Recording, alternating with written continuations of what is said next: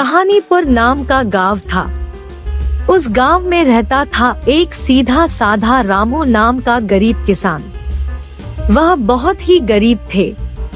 उन बेचारों को कभी कभी एक समय का खाना भी नहीं खाने को मिलता था, जबकि वह दिन भर मेहनत से काम करता था। रामू के घर उसकी पत्नी ही उसके साथ रहती थी। एक बार क्या हुआ कि हमारा रामू खेत में खेती कर रहा था। तभी अचानक उसका जो कुदाल था वह एक जोर से किसी धातु से टकराया और तेज आवाज आई। बेचारा रामू चौंक के घबरा गया। बोला, अरे ये क्या? उसने खोद कर निकाला तो वहाँ पत्थर का घड़ा निकला। खाली घड़ा और फूटी किस्मत। रामू सोचने लगा कि आखिर इस घड़े का मैं क्या करूँगा। उसने यह सोचकर घड़े को सेब के पेड़ के नीचे रख दिया। उसे वह रख रामू अपना खेती करने लगा। फिर दोपहर के समय वह अपना खाना लेकर सेब के पेड़ के नीचे खाने आ गया। भूखा थका रामू अचानक घड़े में देखता है तो यह क्या? घड़ा सेब से भरा था। उसने सोचा कि अरे इस खाली घड़े में सेब कौन भर गया।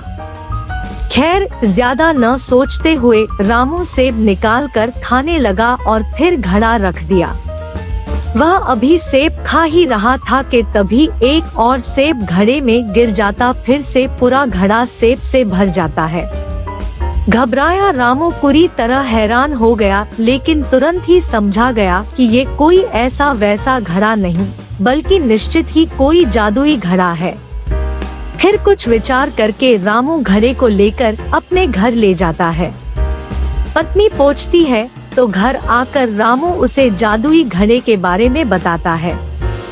पत्नी रामू पर बिल्कुल भी विश्वास नहीं करती और यह साबित करने है। यह सुन रामू एक चावल का टुकड़ा लेकर जादुई घड़े में डाल देता है और देखते ही देखते घड़ा चावल से भर गया था।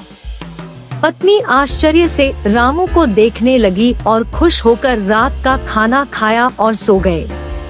अगली सुबह रामू उस घड़े में कुछ सब्जियां डालता और सब्जियां निकालकर बाजार में बेचने का सोचता है। अब तो रोज ही ऐसा होता और फिर रामू मेहनत करके धन कमाया और बड़ा सा घर बनवा लेता है।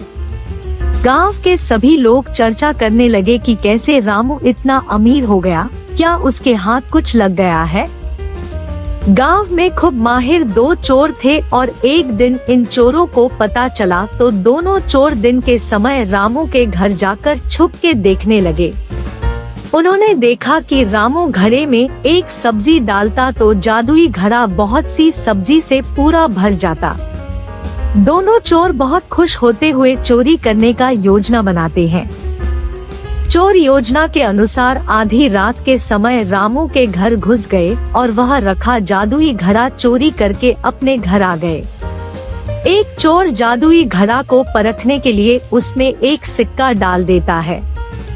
हमेशा की तरह एक सिक्का बहुत सारे सोने के सिक्के बन गया। लालच बुरी बाला, दोनों एक दूसरे से जादुई घड़ा छीनने लगे और झगड़े में दोनों के हाथों से जादुई घड़ा गिरकर टूट गया और सोना भी गायब हो गया। तो बच्चों, इस प्रकार जादुई घड़ा न पहला चोर का हुआ और न ही दूसरे चोर का। दोनों हाथ धो बैठे। शिक्षा: चोरी करना पाप है और चोरी की वस्तुएं ज्यादा समय तक नहीं टिकती।